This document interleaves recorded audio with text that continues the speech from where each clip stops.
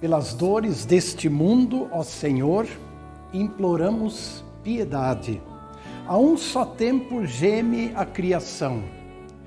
Teus ouvidos se inclinam ao clamor desta gente oprimida. Apressa-te com tua salvação. Kyrie eleison. Você conhece este hino?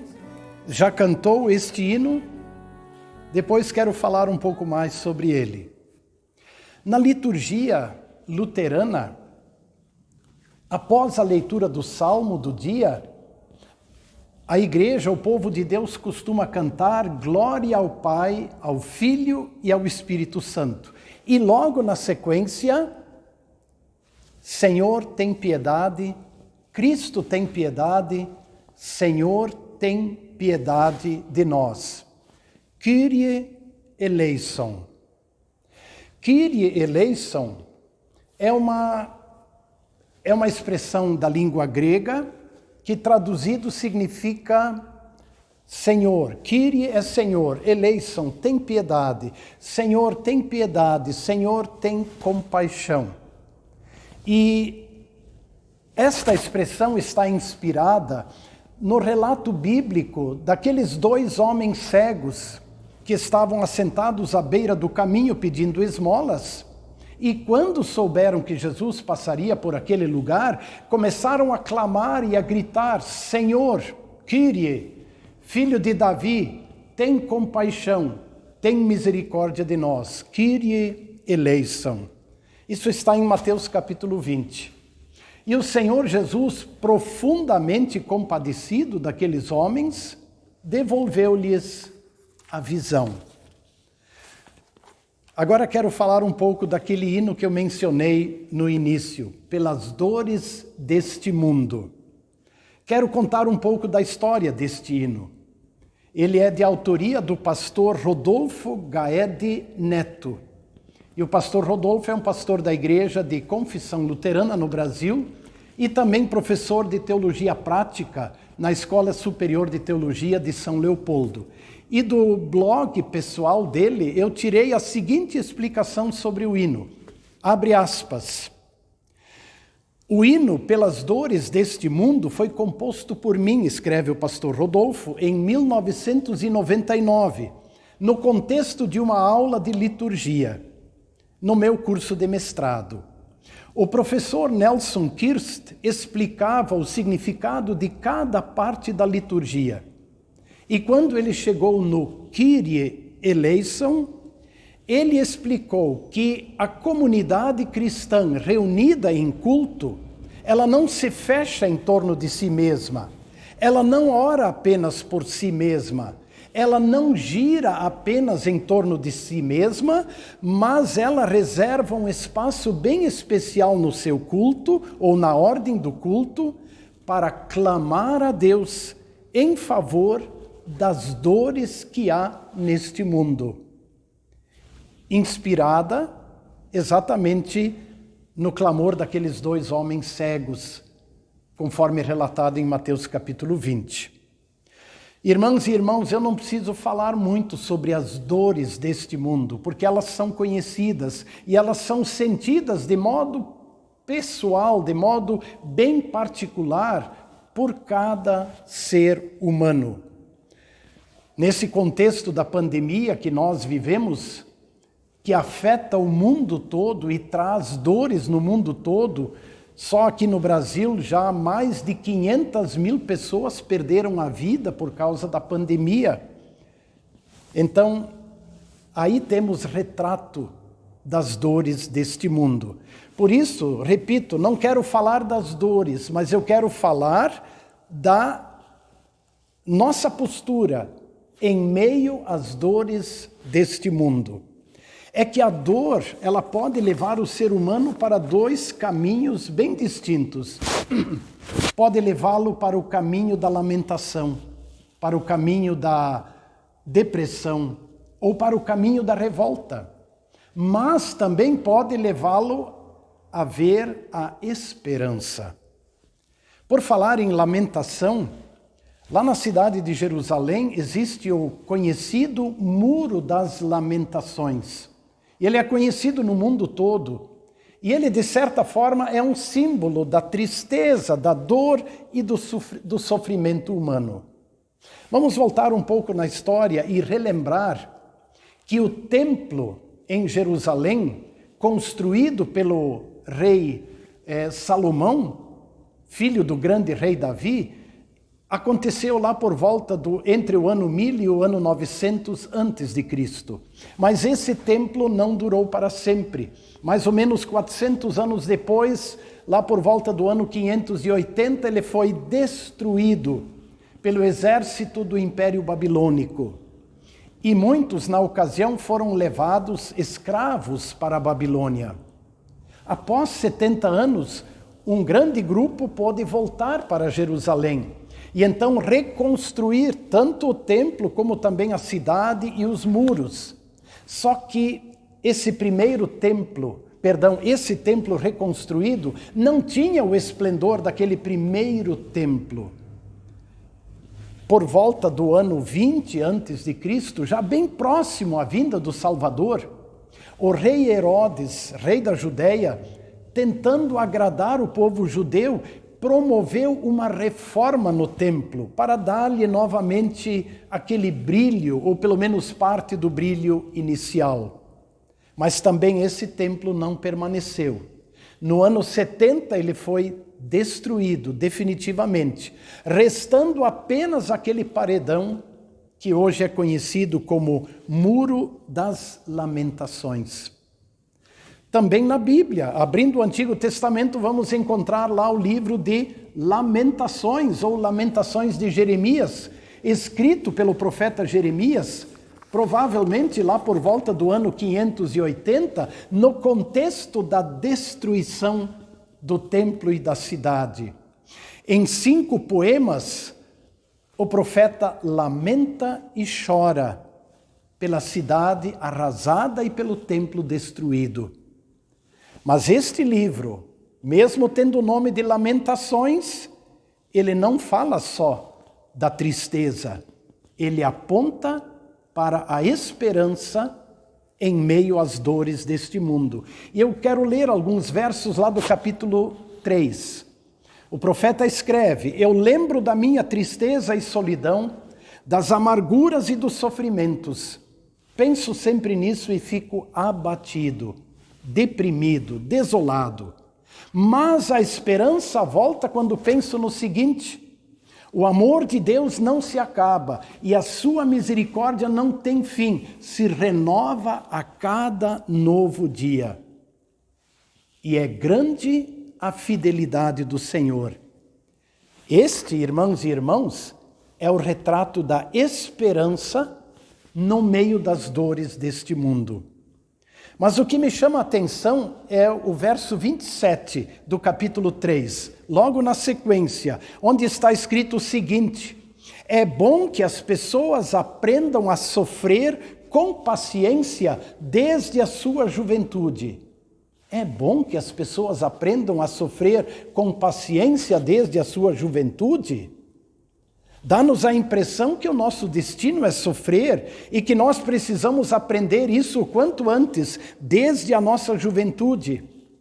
É esse o sentido da palavra? Não, irmãos e irmãos. Na verdade, Deus quer ensinar-nos a lidar com o sofrimento. Deus quer nos ensinar a entender o sofrimento para que sejamos pacientes na dor e nas tristezas, pois conforme continua aquele texto, ainda pode haver esperança. Sem dúvida, quando nós consideramos as dores deste mundo, nós ficamos chocados.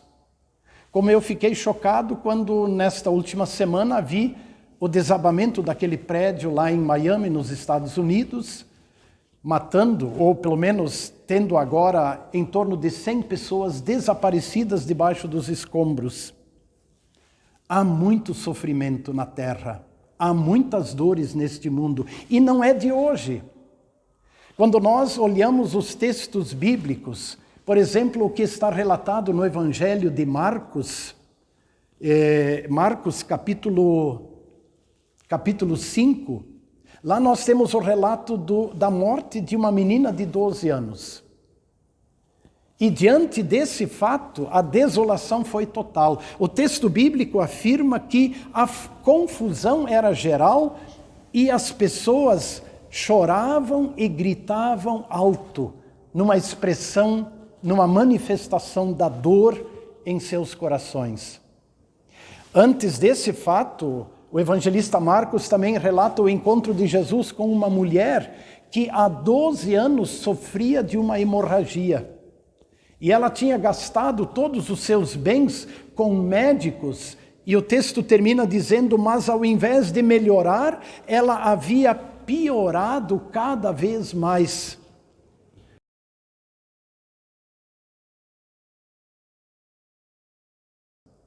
Assim são as dores deste mundo. Contudo, a presença de Jesus transformou o lamento em júbilo. E aqui está o diferencial. Ele curou a mulher e ressuscitou a menina de 12 anos, falecida. Já imaginaram se todas as histórias de sofrimento tivessem este desfecho? Este final feliz? Contudo, você e eu sabemos muito bem que esta não é a realidade. Mas então, onde está o consolo? O que pode nos consolar, então, em meio às dores deste mundo? O consolo está exatamente na presença de Jesus, em meio aos sofrimentos. Pois, segundo o texto de Lamentações, a presença de Deus traz esperança. E todos precisam saber disso desde a sua juventude. Aí está o sentido. Todos precisam aprender isso desde a infância. A presença de Deus em meio às dores deste mundo traz esperança. Pois, conforme continua o profeta, Deus terá compaixão, segundo a grandeza da sua misericórdia. Deus terá compaixão, segundo a grandeza da sua misericórdia. Todos nós, na verdade, também precisamos saber que foi o pecado, a desobediência humana, o afastamento do ser humano de Deus, que trouxe para dentro do mundo e da vida humana todas as dores deste mundo. Deus não é o culpado do sofrimento humano. Mas mais importante do que saber isso, é saber que Jesus tomou sobre si as nossas dores. Jesus tomou sobre si o nosso sofrimento, as nossas enfermidades tomou sobre si, e Ele os levou à cruz como nosso substituto. Na cruz Ele pagou pelos pecados que nos separam de Deus. Na cruz Ele assumiu a nossa culpa e o nosso castigo, para que, olhando para Jesus, tenhamos esperança.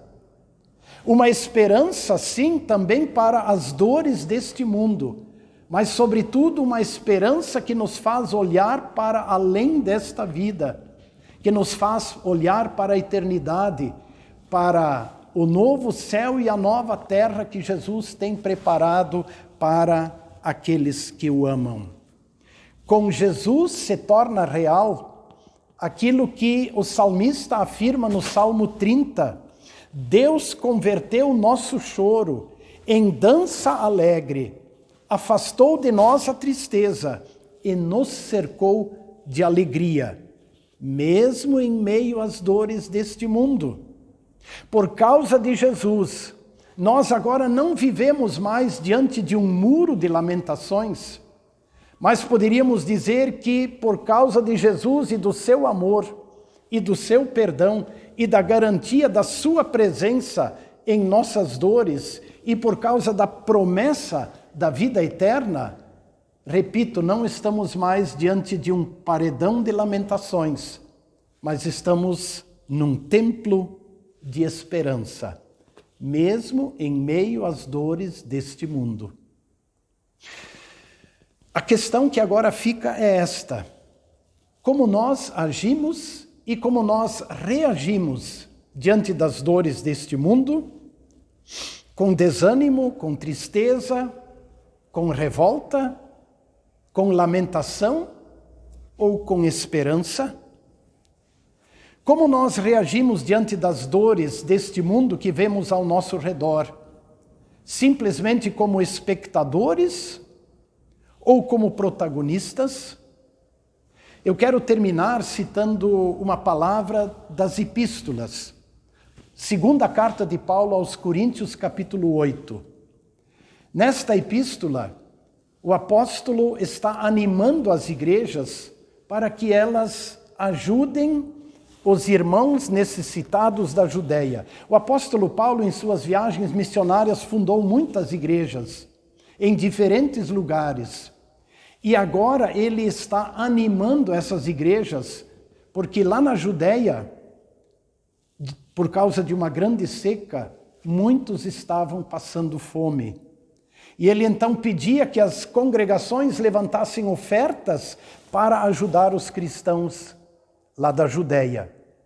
E quando ele escreve aos cristãos de Corinto, ele cita o exemplo da igreja da Macedônia, uma igreja pobre, mas uma igreja que se mobilizou, uma igreja que não foi apenas espectadora, mas que foi protagonista em meio aos sofrimentos que os irmãos da Judeia estavam passando. E o apóstolo escreveu que eles, em sua pobreza, fizeram tudo o que podiam e até mais do que podiam.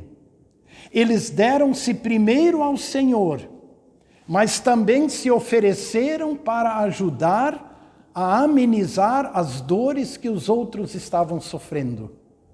E eu vejo nesse relato um belo exemplo para a igreja de todos os tempos, também para nós. Sim, em meio às dores deste mundo, nós que conhecemos que Jesus tomou sobre si as nossas dores e que Jesus nos garantiu nova vida e vida eterna, sim, nós que conhecemos o amor e a misericórdia de Deus que se renovam a cada manhã, somos apenas espectadores ou somos protagonistas? Que Deus nos ajude a fazer o que podemos e talvez até mais do que podemos. Amém.